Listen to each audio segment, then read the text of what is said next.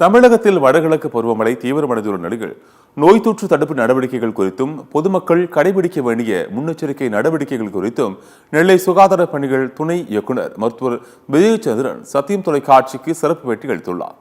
கட்டாயம் பாதுகாக்கப்பட்ட குடிநீரை மட்டுமே பருக வேண்டும் என அவர் வலியுறுத்தியுள்ளார்.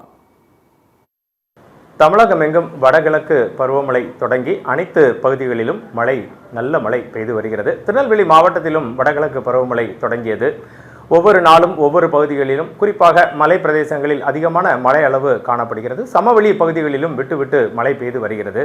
திருநெல்வேலி மாவட்டத்தின் சுகாதார பணிகள் எவ்வாறு நடைபெறுகிறது, மழைக்கால நோய்களின் முன்னெச்சரிக்கை என்னென்ன செய்ய வேண்டும், குழந்தைகள் குறிப்பாக சிறு குழந்தைகள் பள்ளி செல்லும் மாணவ மாணவிகள் கடைபிடிக்க வேண்டிய முன்னெச்சரிக்கை நடவடிக்கைகள் என்னென்ன, சுகாதார பணிகள் இயக்குனர் திருநெல்வேலி மாவட்டத்தில் மேற்கொண்டிருக்கும் பணிகள் என்னென்ன என்பது குறித்து திருநெல்வேலி மாவட்டத்தின் சுகாதார பணிகளின் துணை இயக்குனர் டாக்டர் விஜயச்சந்திரனிடம் கேட்போம். மழை அதிகமாக இருக்கும் பட்சத்தில் மழைக்காலத்துக்கு அப்புறம் பின்பு வர்ற இந்த குடிநீரினால் பரவக்கூடிய வியாதிகள், மழை நீர் தேங்குவதனால் வர்ற அதோட கழிவு நீர் ஏதாவது கலரினார், இந்த மாதிரி வியாதிகள் வர்றதுக்கு ஒன்றா இருக்கும். நார்மலாகவே காய்ச்சல் மழை நின்றதுக்கப்புறம் காய்ச்சல் சற்று அதிகமாக இருக்கிறதுக்கு உண்டான, ஏன்னா ஃப்ளூ மாதிரி சீசன், குளிர் காலம் நவம்பர் டிசம்பர் வர ஆரம்பிச்சதுனால இந்த மழையோடு சேர்ந்து இந்த குளிர்காலம்னால காமன் ஃப்ளூன்னு சொல்லுவோம்.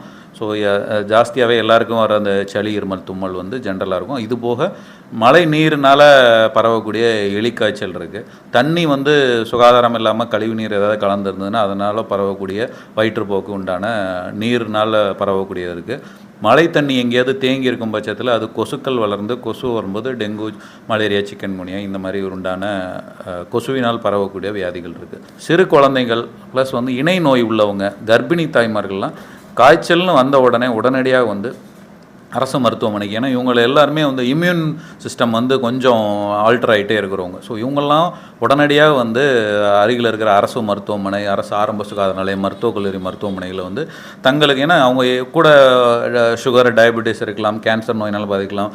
கர்ப்பிணி பெண்கள் கொஞ்சம் அவங்களுக்கு உண்டான நீர்ச்சத்து குறைபாடு இந்த மாதிரிலாம் இருந்துச்சுன்னா இமீடியட்டாக அவங்களுக்கு இந்த ரெஸ்பான்ஸ் உடனடியாக தேவைப்படும் பட்சத்தில் எங்களுக்கு 24 மணி நேரமும் இயங்குற மாதிரி தான் நம்ம சிஸ்டம் இருக்குதா? அதுக்குன்னு ஸ்பெஷல் அரேஞ்ச்மெண்ட்ஸ் வச்சிருக்கோம். மருத்துவக் கல்லூரி மருத்துவமனைகளில் சிறப்பு ஃபீவர் ஸ்பெஷல் வார்டு கிரியேட் பண்ணியிருக்கோம். அது மாதிரி மாவட்ட தலைமை மருத்துவமனை, தாலுகா மருத்துவமனையிலையும் போதுமான அளவு காய்ச்சலுக்கு உண்டான சிறப்பு வார்டுகள் ஏற்படுத்தியிருக்கோம். நம்மளுக்கு வட்டார மருத்துவமனைகள்லையும் தேவையான அளவு ஸ்பெஷல் வார்ட்ஸ், ஃபீவருக்கு உண்டான பெட் அரேஞ்ச்மெண்ட்ஸ் அங்கே பண்ணியிருக்கோம்.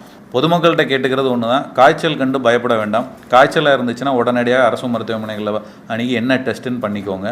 நம்ம வீட்டை சுகாதாரமாக வச்சுக்கிறணும். சுற்றி எதுவும் கொசுப்புழு தேங்காதவண்ணும் பராமரிச்சுக்கிறணும். சுடுதண்ணியை காய்ச்சி குடிக்கணும். அது ஒரு முன்னெச்சரிக்கை நடவடிக்கையாக தான். இந்த இந்த கிளைமேட்டுக்கு ஏற்ற மாதிரி இந்த தண்ணியை காய்ச்சி குடிக்கும் பட்சத்தில் இன்னொன்று கவனமாக எங்கள் காலணிகள் அணிஞ்சு போகணும். வீட்டை சுற்றி இருக்கிற சுற்று வட்டாரங்களில் ஏதோ கழிவுகள் எதுவும் இல்லாத மாதிரி பார்த்துக்கும் பட்சத்தில் பருவமழை காலங்களில் ஈஸியாக எதிர்கொள்கிறதுக்கு அரசு எடுத்திருக்கிற நடவடிக்கைக்கு உறுதுணையாக இருக்கும் பட்சத்தில் மக்கள் நோய் இல்லாமல் வாழலாம்.